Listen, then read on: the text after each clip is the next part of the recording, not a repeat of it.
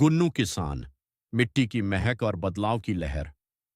अध्याय एक नई शुरुआत। रामपुर गांव के छोटे से कोने में गुन्नू का एक छोटा सा खेत था। जहां बाकी किसान पुरानी तकनीकों और रसायनों के पीछे भाग रहे थे, गुन्नू का मन कुछ अलग करने को तड़प रहा था।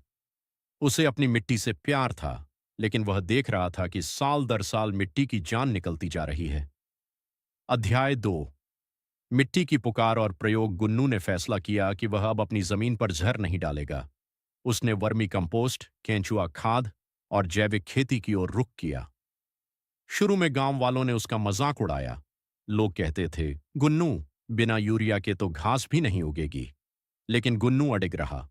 उसने मिट्टी की जांच कराई और पाया कि उसकी जमीन में पोषक तत्वों की भारी कमी है।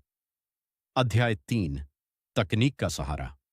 गुन्नू केवल पारंपरिक नहीं बल्कि आधुनिक भी था। उसने पानी बचाने के लिए ड्रिप इरिगेशन, टपक सिंचाई प्रणाली अपनाई। उसने अपने खेत में छोटे छोटे सेंसर लगाए जो उसे मोबाइल पर बता देते थे कि किस पौधे को कितनी प्यास लगी है। अध्याय 4। संघर्ष और सफलता। पहली फसल उम्मीद से कम रही, लेकिन गुन्नू घबराया नहीं। उसने हार नहीं मानी और मेहनत जारी रखी। दूसरी बार में उसकी फसल इतनी हरी भरी और स्वस्थ थी कि पूरे जिले में चर्चा होने लगी। उसके टमाटर और अनाज का स्वाद ऐसा था कि लोग दूर दूर से खरीदने आने लगे। अध्याय 5। गांव का बदलता स्वरूप। गुन्नू की सफलता ने रामपुर के बाकी किसानों की आंखें खोल दीं। उसने एक छोटा सा केंद्र खोला जहां वह युवाओं को आधुनिक खेती और मिट्टी के स्वास्थ्य के बारे में सिखाने लगा। धीरे धीरे रामपुर एक मॉडल विलेज बन गया। कहानी के मुख्य बिंदु। ईमानदारी। गुन्नू ने कभी भी मुनाफे के लिए गुणवत्ता से समझौता नहीं किया।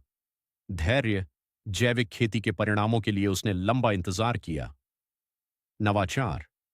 मिट्टी की जांच और सेंसर जैसी नई तकनीकों को अपनाया। सीख। अगर इंसान अपनी जड़ों, मिट्टी से जुड़ा रहे और नई सोच को अपनाए, तो बंजर जमीन से भी सोना उगाया जा सकता है।